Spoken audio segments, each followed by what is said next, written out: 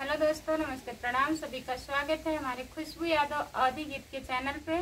तो मैं भक्ति कजरी गीत सुनाने जा रही हूँ। कैसा लगेगा आप लोग कमेंट में जरूर बताइएगा। चलाया अपने सरनिया में, देवघर नगरिया में ना। भोला लिहल चलाया अपने सरनिया में, देवघर नगरिया में ना। तोहर बसहा चरइब नग के दूधवा पियइब, तोहर बसहा चरइब नग के दूधवा पियइब, जलवा भारी भारी लाइब गगरिया में, देवघर नगरिया में ना। जलवा भारी भारी लाइब गगरिया में, देवघर नगरिया में ना। भोला लिहल चलाया अपने सरनिया में, देवघर नगरिया में ना। भोला लिहल चलाया अपने सरनिया में, देवघर नगरिया में ना। तोहर आंगना बाहर तोहर आसना लगइब, तोहर आंगना बाहर तोहर आसना लगइब, फूलवा चुनी लइब जाके फूलवरिया से, देवघर नगरिया में ना।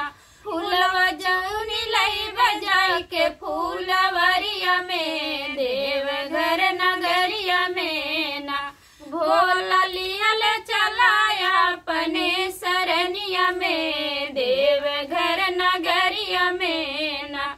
भोला लिहल चलाया अपने सरनिया में, देवघर नगरिया में ना। तोहर भंगिया तोड़ी लइब पीस के तोहा का पियइब, तोहर भंगिया तोड़ी लइब पीस के तोहा का पियइब, तोहर मान बाह लइब गई भजनिया में, देवघर नगरिया में ना। तोहर मान गई भजनिया में, देवघर नगरिया में ना। भोला लिहल चलाया अपने सरनिया में, देवघर नगरिया में ना।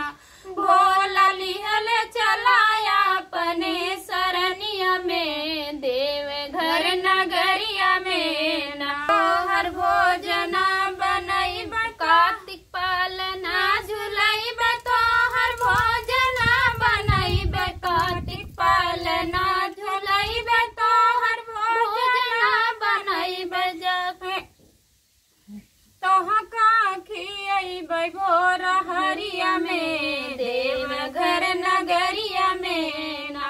भोला लिहल चलाया अपने सरनिया में, देवघर नगरिया में ना।